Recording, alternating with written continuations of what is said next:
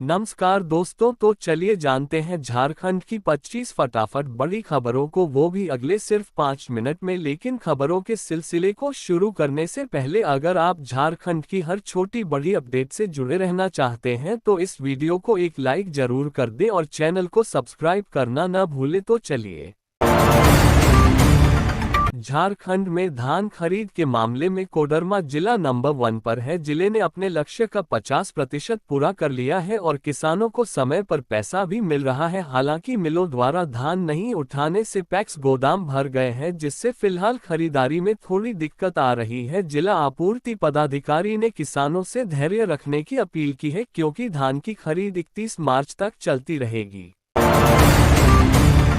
पलामू के नए डीआईजी किशोर कौशल ने अपराधियों और उग्रवादियों को सीधी चेतावनी दी है। उन्होंने कहा कि पलामू और लातेहार में बचे हुए उग्रवाद को विशेष अभियान चलाकर खत्म किया जाएगा।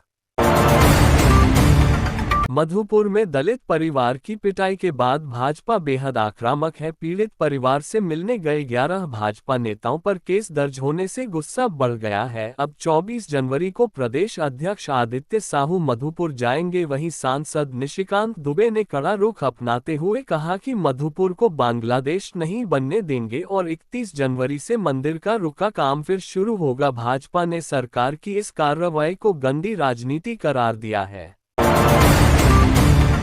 झारखंड और टाटा स्टील अब मिलकर 11,000 करोड़ के निवेश से ग्रीन स्टील बनाएंगे। इसमें हिसारना जैसी नई तकनीक का इस्तेमाल होगा, जिससे प्रदूषण बहुत कम होगा। इसका मकसद पर्यावरण को बचाना और हजारों लोगों के लिए नए रोजगार पैदा करना है। अब झारखंड बनेगा देश में ग्रीन मैन्युफैक्चरिंग का लीडर। रांची के महावीर नगर स्कूल में बच्चे अब सीड बॉल के जरिए हरियाली फैला रहे हैं। प्रिंसिपल रंतु साहू की देखरेख में छात्रों ने 10,000 सीड बॉल बनाकर खाली जमीनों पर फेंके। इस छोटी सी पहल से अब नए पौधे उगाए हैं। ये बच्चों को पर्यावरण और आत्मनिर्भरता से जोड़ने का एक शानदार तरीका है।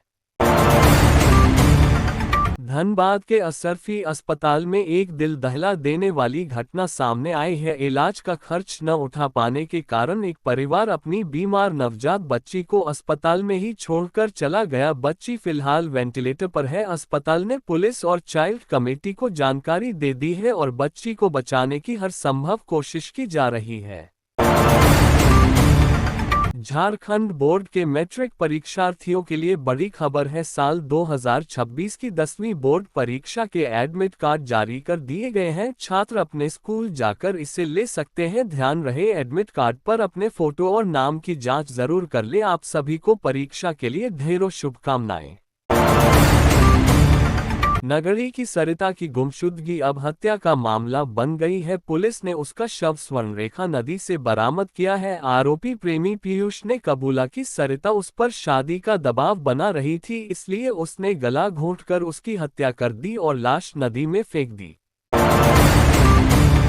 धनबाद रेल मंडल में डीआरएम अखिलेश मिश्र ने 34 रेल कर्मियों को संरक्षा पुरस्कार से नवाजा। इन कर्मचारियों ने पटरी में दरार और पहियों में खराबी जैसी गंभीर कमियों को समय रहते पहचान लिया। इनकी सूझबूझ और सतर्कता से एक बड़ा रेल हादसा टल गया।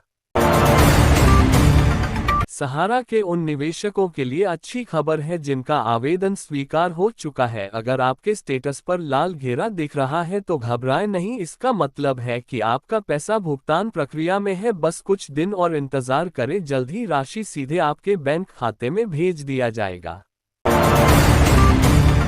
झारखंड की राजनीति में हलचल तेज है। मोदी सरकार के मंत्री ने हेमंत सोरेन को एनडीए में शामिल होने का ऑफर दिया है। उन्होंने कहा कि अगर सोरेन साथ आते हैं तो राज्य का विकास और भी तेजी से होगा। अब देखना यह है कि मुख्यमंत्री इस ऑफर पर क्या फैसला लेते हैं।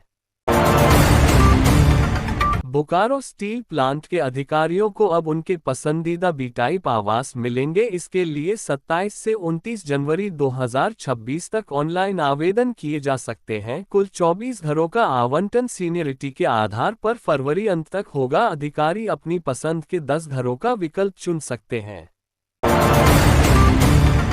भाजपा सांसद मनोज तिवारी ने देवघर पहुंचकर बाबा बैद्यनाथ का आशीर्वाद लिया। इस दौरान उन्होंने कहा कि पश्चिम बंगाल की जनता अब ममता बनर्जी और टीएमसी से छुटकारा चाहती है। मनोज तिवारी ने दावा किया कि बंगाल में इस बार भाजपा की बड़ी जीत होगी और वहां बदलाव तय है।